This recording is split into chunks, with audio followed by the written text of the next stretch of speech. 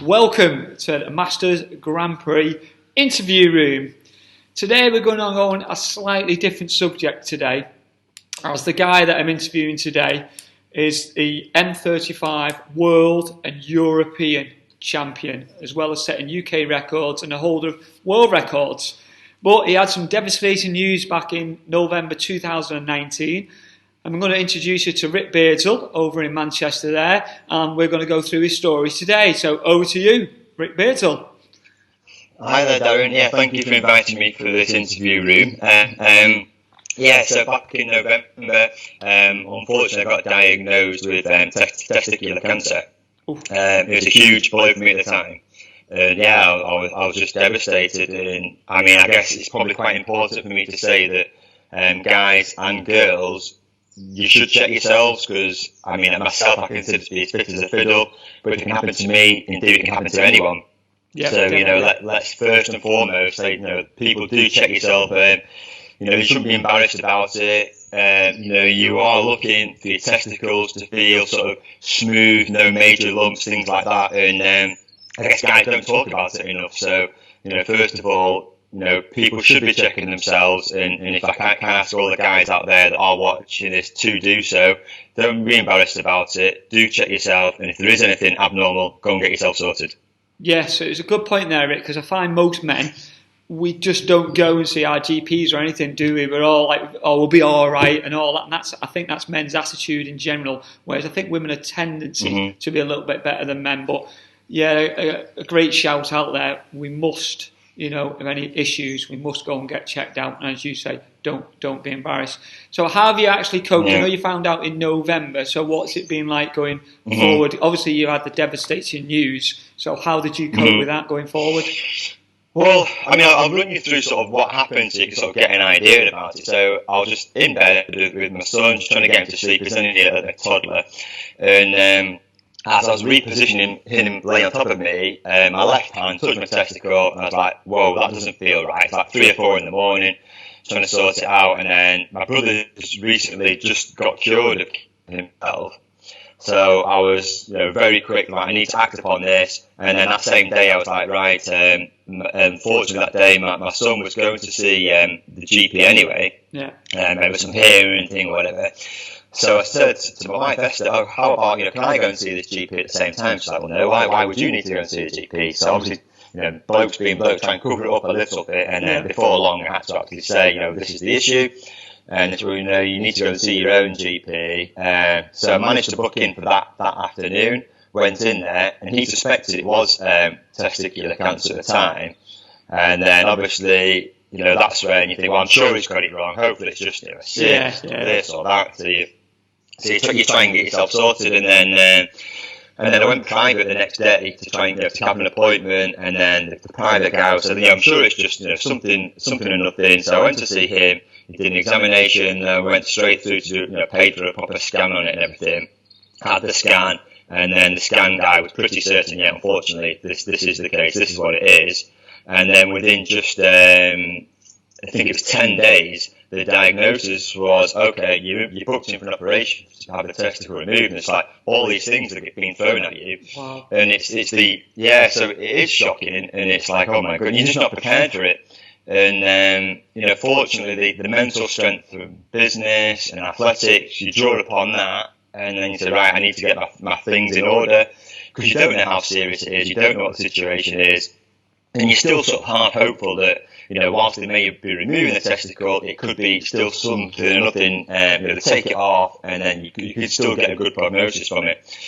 So anyway, 10 days later, had the operation, and I went in there really positive. All right, let's get it sorted, let's get back on it, let's get back training. And so I went in there, and then they had the operation. The operation was a little bit of a disaster because I was very dehydrated. The operation was a lot delayed. So consequently, I woke up in a bit of a bad way because they also had to change the medication because I'm allergic to a few things. So I woke up in a bit of a bad way, but 10, 15 days later, I felt not too bad again. I was moving around and ready to train again. And then at that point, I had the diagnosis come through because they'd done the research on what the testicle showed, and it had 2 types of cancer on the testicle. both very aggressive. And I think at that point I was just like, oh dear, this is really not good. And then I had the scan, had the full body scan to see, because what you don't want to happen is for it to have spread beyond there. That's why if you find out early, you must go and check it, because once it's spread, it can become a lot more of an issue to sort of treat and everything else. So anyway, I had this full body scan, and they found out I had it in a little lump in my pancreas, a little lump in my lung. And then they said, well, let's just have another scan in a month's time, and we sort of see where you're at. So I went on holiday, thought, yeah, I'm sure it's nothing. I was really positive, and then came back and had another scan, and they said, yeah, unfortunately, it's spread into both your lungs now on both sides. Yeah, it's not looking too great. And at that point, it's like, oh dear. And, dear. I think it's a bit more no dear, but it's not just that, is it? It's your wife as well that must. It's the people who are very close to you. For them, because everyone goes through it. It's not just you; it's your whole family. That's why. Because even if you're going through it, you're dragging your whole family through it. It's a really rough period for them. People can really break down, depression, this, that, and the other from it. So you do have to try and stay really positive and really focus on the really positive things in your life. So, like, we've got another baby boy on the way. So I was like, right, let's be positive about that. You do have to prepare things sort of for the worst. And I was like, okay, is the business in a good enough position? Should I not be around? Do I have to pass this on? Can Esther cope with this? Have I done? You have sort of reflective moments. Have I done things right in my life? And all these sort of things flashing through your mind. And you're sort of preparing. Do I need to say goodbye? And you think, you think the worst sort of things. Yeah. And then you just sort of think, right, okay, once you've summarised all those worst things, you've acknowledged it, okay, this could happen, but I'm going to do everything I can to just get on with it as best I can. And then you get your treatment, diagnosis, okay, you're going to have chemotherapy, it's going to be over a 4-month period, you're going to have this, that, and that, and you're like, okay, you can do this, you've been through, some tough times, and, you can deal with this. And, so I just, refocused, and then it's like, right, okay, so started day 1 of the chemotherapy. You don't get any notes to say, this is what's going to happen, that's what's going to happen.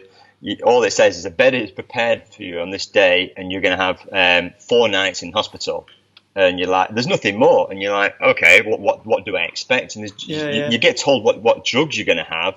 But beyond that, you don't know. You have to sign all these waivers. If I die from this, if I lose that sense, or if I lose, if you lose your hearing a bit, or this or that, there's lots of you sign a waiver for, in case things go wrong, and it can happen to a lot of people.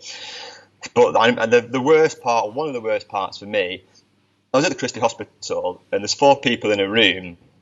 And so I went into this room, and you've got your little suitcase with you, and you don't really know what to expect. And there's a guy diagonally the opposite side of me that I walked past, and he was in a really bad way, and he'd not eaten for 10 days, it turned out. His family was sat there crying around him, and then I'm just in the bed like 4 or 5 meters away, and you're just like, whoa, this is a bit of a reality check. And then that evening he got wheeled off to go and die in another room, and that's when you think, wow, this is actually pretty serious. And this is a process you're going to have to really just focus on to get through, and don't break down, stay positive.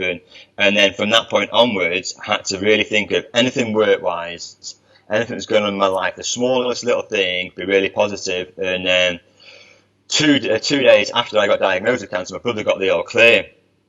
So that was one of the things I was able to get onto. My brother said, look, if I can get through this, you're far fitter than I am. You can get through this. Just, be strong and just take each day, each round as it comes. And the first round of chemotherapy, I did find very grueling, because it's so intense, and all my face was really swollen. I put on about 8 kilos of just like fluids and liquids. And then one of the drugs, it's called cisplatin, which is one of them. It has a lot of platinum in it, so my ears were, started this really intense ringing sound that carried on for another 10 days, like really intense, like a car alarm going off in your head. You don't expect things like that. You're not prepared for those sort of things, and it's still bad now, but I've learned to sort of deal with it a bit more. But it's all these things, you don't really know what chemotherapy is, and you don't know what to expect, and you don't know how you're going to feel. And I tried to train through it as much as I could. So for the first period of it, I was still training sort of with my squad. Thought, right, if I can just train each Sunday and then just manage to do that every time, then that would be great. So for the first 2 cycles, I managed to either go out for a gentle jog every day or every day, and then did the Sunday sessions, and that was key for me. So trying to hold on to the things that are the norm for you.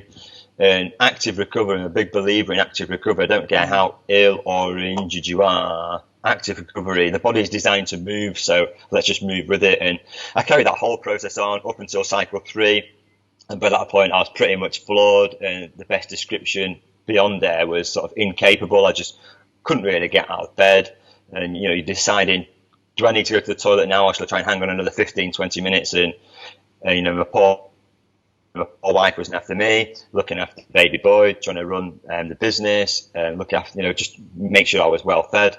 And you have all these things going on, and then obviously the coronavirus all kicks in, and so you go into hospital. It was just a really tough time. But I found out just 4 or 5 days ago now that I actually got the all clear. So just amazing news, and I'm just so positive just to be. I don't ever take my health for granted now, and if I've had a little bit of a cold. At one point, my immune system dropped to like 0.2, and at that point you have to have injections in your stomach, and then so what happens, it starts secreting white blood cells from all your bones, and it's a fairly painful process, but your body's sort of recovering. And there was another guy going through the same thing, and his dropped down to a similar one, but he got a little cold and ended up in A&E with it, intensive care. So be it coronavirus or a little cold, whilst you're on chemotherapy, you can die from it, and you need to be aware of those sort of things. But the positive side there was that now if I get the slightest cold, I'll bring it on a cold. I can cope with a cold. I love it. I'm so happy, no problem. So little things like that you're just like, that's fine. Those sort of things you're happy to have now. It's a completely different story. Whereas in the past you moaned about having a cold or being a bit injured or whatever else. Now I'm like, yeah, I can deal with that, no problem. Well, so, yes, I think that's what it is, isn't it? You've come from, this has opened your eyes, hasn't it, to the way, like I'll complain if I get cold or if I get injury, but for you now, you've gone to that next level where that's nothing now. You can deal with that easily. And people do have issues when we get injured. We have all disappointments in life, but you've got to a very, very high level. And to be honest with you, I think it's probably helped you massively to get through this, being an athlete and being as fit as you are.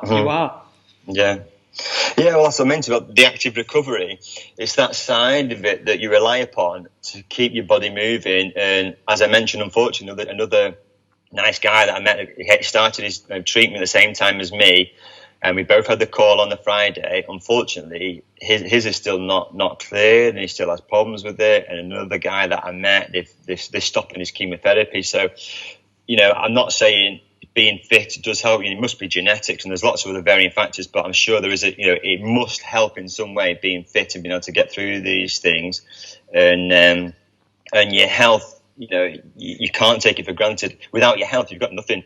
You need your health to be happy ultimately. And and a lot of us, like you say, we moan about little injuries, little niggles and whatever else, and we are all these masters athletes, hopefully watching this, that are effectively elite athletes, because if you can train 3 times plus a week, I class you as an elite athlete in the Masters, because it is hard to do, and to get through those things is remarkable. And I take my hat off anyone over 35 that's still able to turn up and make the start line each time. It is an achievement in itself. Yeah, definitely. And as we touched on, you've come from the M35s, you've just come on to being 40s. It was amazing because we see you in the Masters Grand Prix on, I think, February the 8th or 9th of 2020. And I just couldn't believe when you were there, because obviously I knew what was going on. I was like, wow, this guy just, puts everything on that, just loves to compete. So now we've had fabulous news, and I'm like delighted for you, because no one was happier than me when I got told this. I had a glass of wine on you, Rick, when I found out. We celebrated, me and Lucinda celebrated, because it was such great news and relief.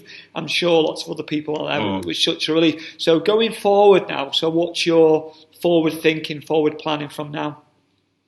Well, I started back at the track already, or trying to, and to be honest, like you said, I am super keen, as you know what I'm like as an athlete, and I've probably started a bit too quick, and after just a few sessions I've ended up with a little tear in my calf. But, you know, it's probably a message saying, right, Rick, just slow down. Let's get the whole base sorted properly. So it's a blessing in disguise. I started my strength and conditioning. Fortunately, I've got some weights and things at home, so I'm able to sort of start my strength and conditioning and started back on the circuits. And these are all things that I used to do comprehensively until I just sort of ran out of time. But yeah, moving forward in terms of my goals, everyone has got dreams, whether they're realistic or unattainable or attainable. I mean, mine, I still want to run sub 49 indoors. That's what I believe I can do, and that's my focus in January. So, you know me, Rick. I'm actually I'm only saying no because if people don't know, I actually hold the British record for 400 metres indoor at 40. So in one way, but you know what? It couldn't happen to a nicer guy. So the record's to be there to be broken, Rick. So you put the training, and the world record, I think, is 48.9, I believe. So I imagine you'd be looking at that. Yeah, 48.96, isn't it? So my best ever is 48.8. So I really got my work cut out. But I have run 49.0 several times as a master. And yes, I'm right. Let's not leave any stone unturned over. Let's have a good go at this. And I'm dedicated from now until January to try and get that world record. Yeah, so and I suppose you've got another athlete that could inspire, being Jason Carty. Yeah, I mean, you know, Jason obviously has come through something similar with his lung issues, and that was really inspiring. But I mean, a lot of the masters, doing all different events, do inspire me. Obviously, yourself included. It is amazing seeing what the other athletes are doing. It's right, okay, you know, seeing what they're doing, hear what they're doing, and it's like you're never too old to sort of learn from other people. Yeah. And I think even before I started the Masters, you know, you came down and showed me a few different drills to sort of try. And, you know, listening to Jason on one of your recent interviews and hearing the sort of thing he's doing, and then looking at some of the, you know, the technical side of things, like, you know, what TJ's doing and all the other Masters, even the global ones, what they're doing. So, right, okay, I can take that from them, I can try this from there. And you have to sort of know what works for you, but implement some of those sort of ideas you know, from other people as well. So, you know, it is interesting, and you know, we are all as one, if you like, all the GB Masters, and we are a team. So it's nice to be inspired by all the others, and you know, I do love it and do thrive on it, and all the different track events. I know we're all often rushing around. How's this going? How's that going? And sometimes don't get to see other people compete, like Louise Rudd or Donald or whatever. It's up, but you know, you can watch it back when it's on the internet and whatever else, but you're trying to catch up and how's this going, and it's awesome. It's a lovely atmosphere going to these champs, and I've loved every single one of them. I guess my main problem is often at these championships, and I could do a bit, well, I try and be 10% better than everyone else because I'm normally stuck on a stand flogging all the gear, which makes it a bit harder. But yeah, God loves a challenge, don't they? So definitely with yourself, Rick. I've known you for years, and you're definitely one of them guys who love to challenge yourself. So we're going to talk about business because not some people will know, some people won't know. But Dragon's Den, you made a ShakeSphere. Yes, there we go. And that Dragon's Den was very successful, but obviously you do with the British Masters kit. So you're still dealing with the British Masters kit, trying to move that on. I know you've got some great discounts on that if people want to know. And also just have a little talk on ShakeSphere as well. That'd be good. Yes, so obviously I was on Dragon's Den back in 2017, and that was on the day after I got married. So that was stressful in itself. Trying to move it all forward, and then we've got a lot of pressure from the Dragons. Right, you need to sign this contract, you need to do that. And it's like, look, we're getting married tomorrow. Just try and calm it down, and but it's just another pressure thing. How you deal with it, how you cope with it, and I thrive on pressure. I thrive on stress. It's what makes me tick over. And over the years, be it sports creative or ShakeSphere, I've had a lot of pressure, I've had a lot of stress, and I've learned how to deal with it, and it helps you in the call room, whatever. But yeah, going back to ShakeSphere, obviously I work with primarily Tage, and you know, he has been helpful in offering his business knowledge, etc. And now we're in 22 countries, and we're going from strength to strength. I mean, we did a recent order for a Japan client. We did 50,000 units. We sold that in just 24 hours.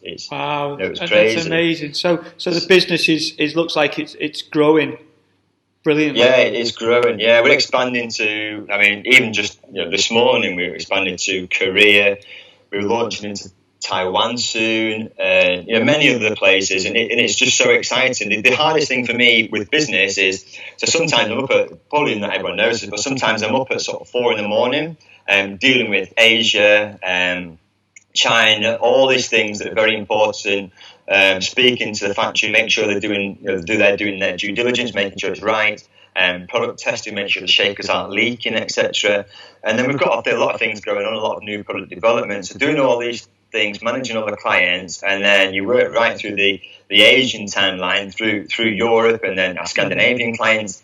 And then over towards the end of the day, I'm working with the US and Canada, and it's like I finish work at sort of 10, 11 o'clock at night. I'm not saying I'm sat on the computer from 4 a.m. to 11 p.m. It's not the case, but I have to be still switched on. And sometimes between reps, which is not always a great thing, I might be checking my emails, quickly getting back to someone. Sometimes my friends have been warming up, I've been on a call. And so every time I go to the track, it's like, right, I've got a short time frame in which to get the most out of my body.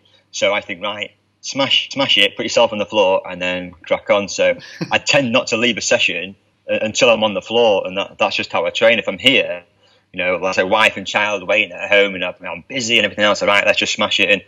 And sometimes it works, sometimes it doesn't, and sometimes I do get injured. And I think last year my preparation was really good for Poland, and my weight was coming down nicely. Everything was just in place perfectly. I was very light on the strength and conditioning, and my conditioning overall was not great, but my speed had just started coming through.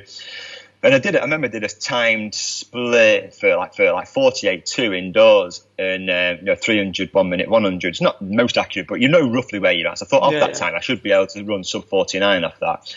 And unfortunately, about 4 weeks out, I got a hamstring tear. So I did everything I could to try and get over this hamstring tear. And then just before I left to go out to the champs, I got very ill. And things like that, you just can't change. And I probably did overwork and everything else. But I would rather try and do my best in everything than nothing at all. And my sort of philosophy is, as long as you try your best in it, then it doesn't matter if you fail. Just have a go. Well, you're not failing, are you, Rick?